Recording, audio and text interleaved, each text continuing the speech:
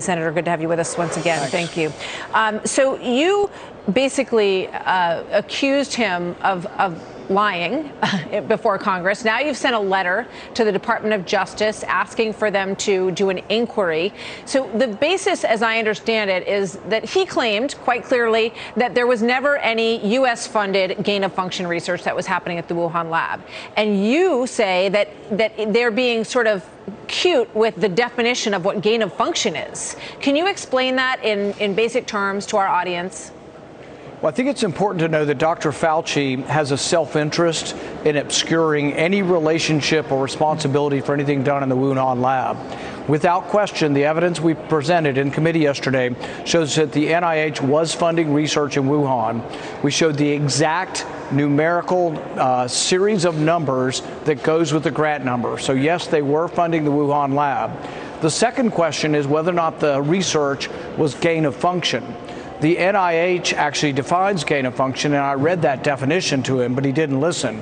The definition is that any kind of animal virus that occurs in nature that affects animals only or infects animals only, if you recombine it or mutate it or adapt it in the lab with other viruses, so it has characteristics that change it from being an animal-only virus to being a virus that now can infect humans, that you've gained in function. You've gained pathogenesis or you've gained virulence. You've made it more dangerous.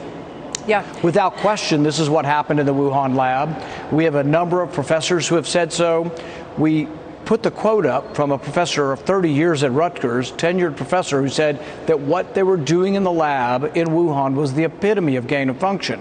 But you have to realize that Dr. Fauci's not disinterested. If this virus came from the lab and it becomes clear that he was funding dangerous research, moral culpability, responsibility attaches to him, and he does not want that. So he's shirking that. But in so doing, he's not being honest with the American people or Congress. So he claims that you lied about him. He says that there was no gain of function research that was funded by U.S. dollars. And of course, you know, the scariest aspect of this would be if there was any link between the dollars that went from the United States to potentially the actual virus that leaked. And he at one point said to you, is that what you're suggesting that I, was connected to? Is that what you're suggesting? Well, he once again set something up that we weren't suggesting. He was saying that the viruses discussed in the paper that we presented from Dr. Shi, the bat scientist, that those viruses were not COVID-19. Well, we were not alleging that. We're not alleging that Dr. Shi wrote a paper talking about how she created COVID-19. In 2017. We're saying that she was doing gain-of-function research. The paper proves it.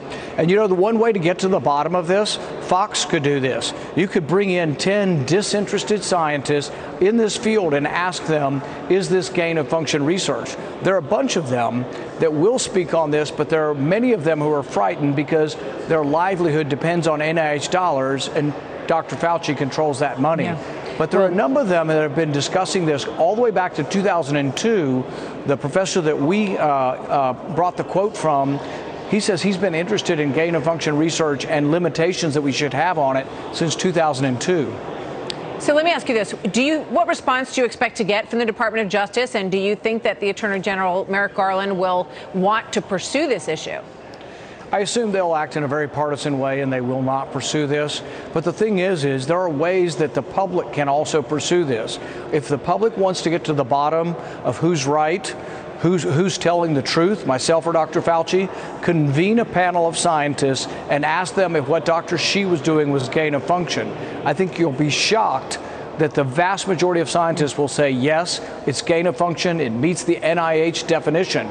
Right now, Fauci's getting away with this because no one's questioning him. He only goes on left-wing networks. They give him easy questions like, ha, ha, ha, isn't Rand Paul so out there? That's the kind of questions he gets. Nobody asks him, well, why isn't it gain-of-function research? And why, if this science says it's the epitome of gain-of-function, how are you still denying it?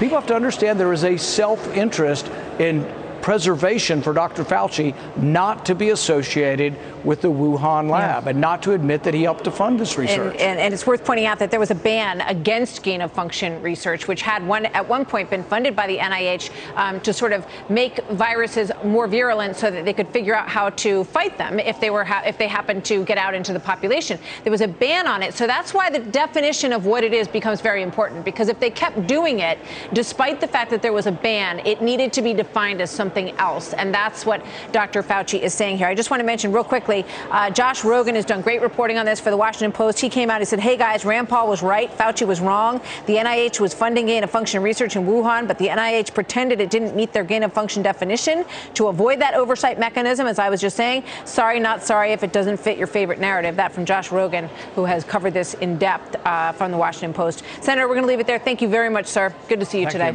You bet.